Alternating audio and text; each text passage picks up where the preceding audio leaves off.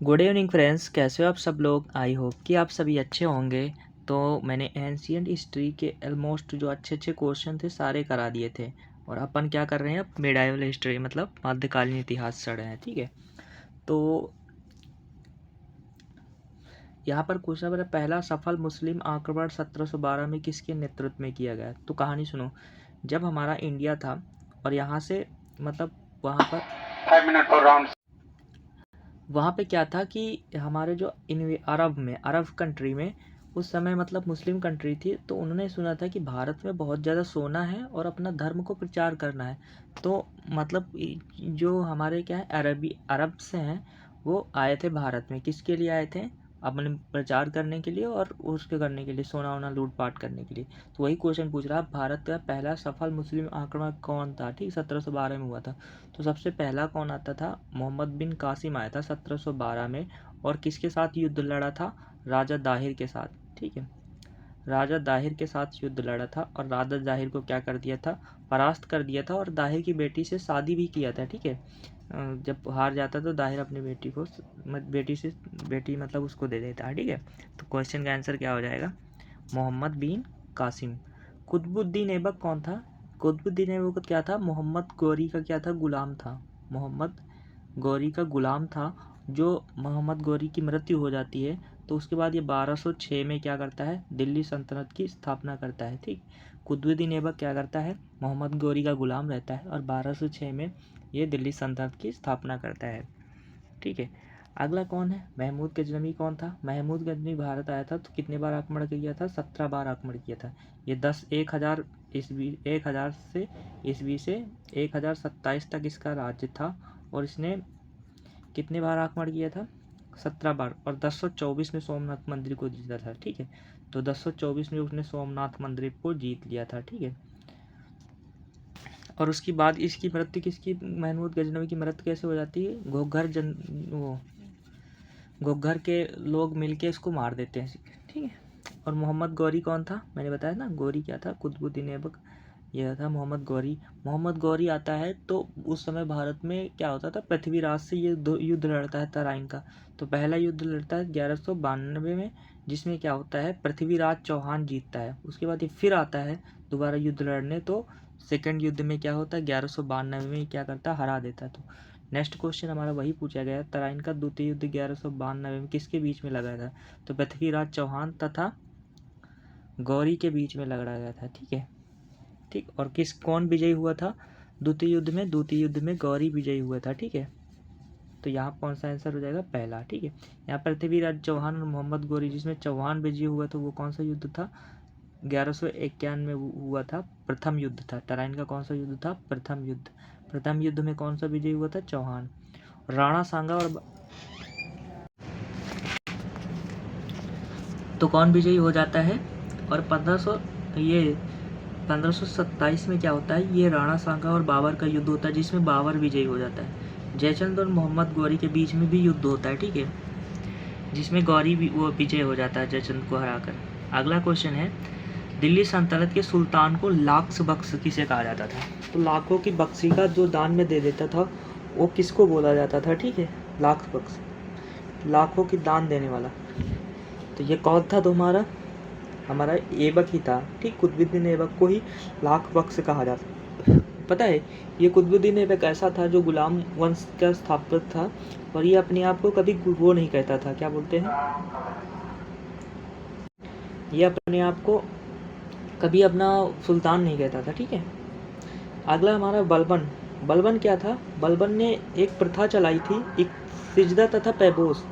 कौन सी प्रथा चलाई थी? सिजदा तथा पैबोस। ठीक, इसका मतलब क्या होता है कि बलबन कहता था कि अपने आप को ही भगवान मानता था, खलीफा मानता था। वो कहता था कि कोई भी अगर आएगा तो अपना सिजदा मतलब सर झुका के पैर छुएगा, पैबोस करेगा तो होगा। और ये बलबन क्या करता है? बलबन सिजदा तथा पैबोस नामक वो चलाता है। अगला क्या है? इल्तुतमिश। इल्तुतमिश एक प्रथा चलाता है, एकता प्रथा। ठीक है, एकता प्रथा चलाता है, एकता प्रथा चलाता है और ये सिक्के चलाता है। कौन से? जीतल के और टका, जीतल तथा टका के सिक्के चलाता है। ठीक है, और खिलजी वंश की स्थापना किसने? अलाउद्दीन खिलजी करता है, ठीक है। और बलबन को और कुछ बोला जाता था, ये क्या करता था, मतलब बाल की खाल ऐसे करके इसको बोलते थे, बाल की खाल, वो बोलते हैं ना बाल की भूसे खाल घुस के, ये बहुत ही खतरनाक शासक था, ठीक है।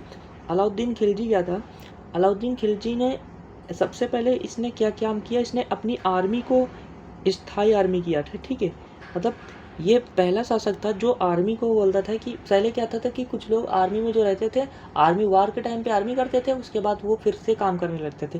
लेकिन अलाउद्दीन खिलजी था जो एक रेगुलर आर्मी बनाया था। रेगुलर आर्मी मतलब ये उसी आर्मी में ही रहेंगे, ठीक। तो फिक्स आर्मी का किया था, फिक्स सेना का। अगला है दिल्ली सल्तनत की एक महिला शासिका जिसके रजिया सुल्तान किसकी पुत्री थी? तो रजिया सुल्तान किसकी पुत्री थी, ठीक है। देखो कुतुबुद्दीन ऐबक तो पहले आता है, ठीक है।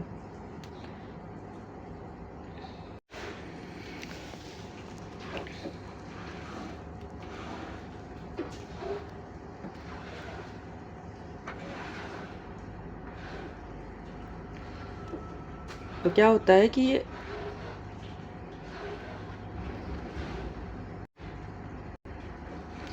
जो हाँ महिला शासिका थी वो इल्तुतमिश की थी, ठीक। इल्तुतमिश की पुत्री थी। जो कुतुबुद्दीन ऐबक था ये तो नाना था इसका, रजिया सुल्तान का, क्योंकि ये इल्तुतमिश का क्या था, ससुर था, ऐसे करके दामाद था, ठीक। उसके बेटी से शादी की।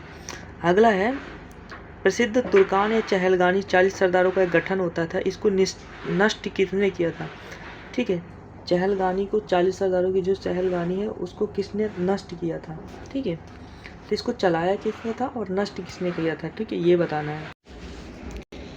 तो ये बाजार नियंत्रण की रीत किसने रची थी? अलाउद्दीन खिलजी, क्योंकि अलाउद्दीन खिलजी ने क्या किया था, एक फिक्स आर्मी रखी थी, स्थायी सेना रखी थी मंगोल से लड़ने के लिए, और मंगोल से लड़ने के लिए स्थायी सेना वो रखी थी। और उसके बाद इसने क्या किया था,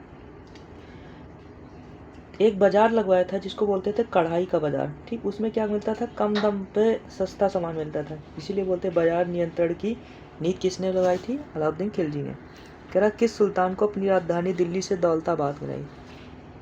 तो दिल्ली से दौलताबाद कौन किया था? मोहम्मद बिन तुगलक ने किया था, ठीक है।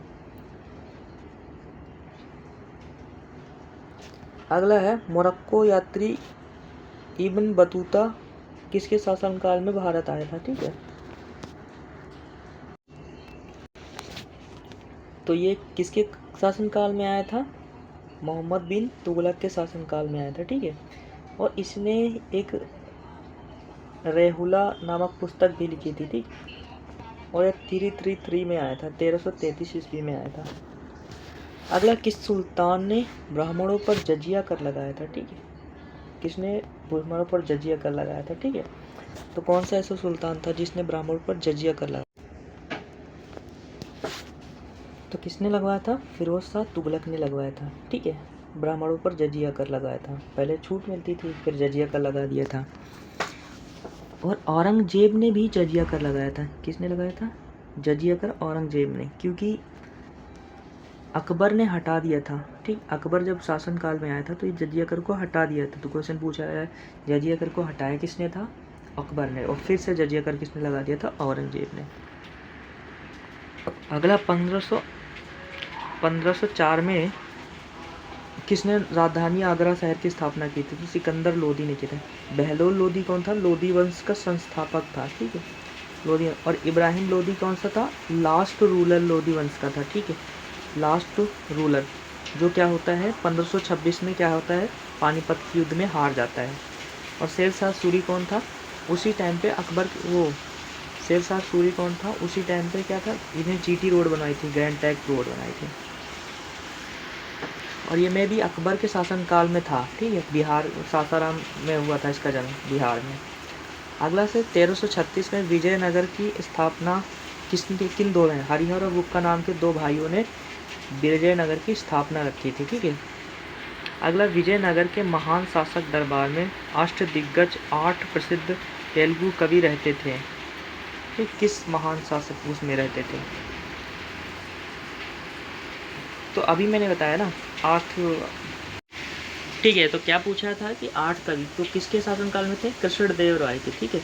हरिहर द्वितीय जो था इसके शासनकाल में इसको महाराजा धीराज की उपाधि धारण की थी, महाराजा धीराज। ठीक, इसने क्या किया था, गोवा और बेलगांव को बहमानी साम्राज्य से छीना था। ठीक है, तो हरिहर द्वितीय ने क्या किया था, बहमानी साम्राज्य से छीना था। ठीक है, अगला है प्रसिद्ध तालीकोटा युद्ध किसके बीच लड़ा गया, विजयनगर में। ठीक है,